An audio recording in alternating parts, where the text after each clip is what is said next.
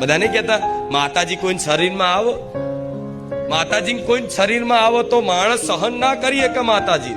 તો માતા એવું કહું છું, સાચી વાત છે. માતાજી કોઈના શરીરમાં આવે ને તો કોઈ મનુષ્ય મને માતાને સહન કરી શકે, પણ હું માતા ગાડી હોઉં કે હું મારા દીકરાને બધી શક્તિ લઈને આવું ના, એ અમુક અંશ લઈને ઉતરું.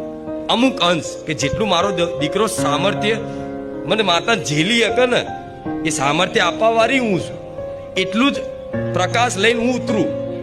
હું બધું તેજ લઈને ઉતરું ને તો માણસ હાચુકલો ભસ્મ થઈ જાય. સાચી વાત છે, ખોટી વાત નથી, આ સાચી વાત છે. તો ખાલી એક અંશ છે. અંશ મતલબ શક્તિ. એ શક્તિ મારા દીકરાની ભક્તિથી હૃદયમાં વિદ્યામાન થઈ અને વિદ્યામાન થવાથી આટલી બધી મહિમા રચાઈ દેતી હોવ તો હું આ મેરડી તો પૂરેપૂરી એટલી મોટી છું કે મને માતાને તમે આ જીવન નહીં જેટલાય જન્મો કાઢ નાખો ને તોય મને મેરડીને ઓળખી શકો ના ઓળખી શકો.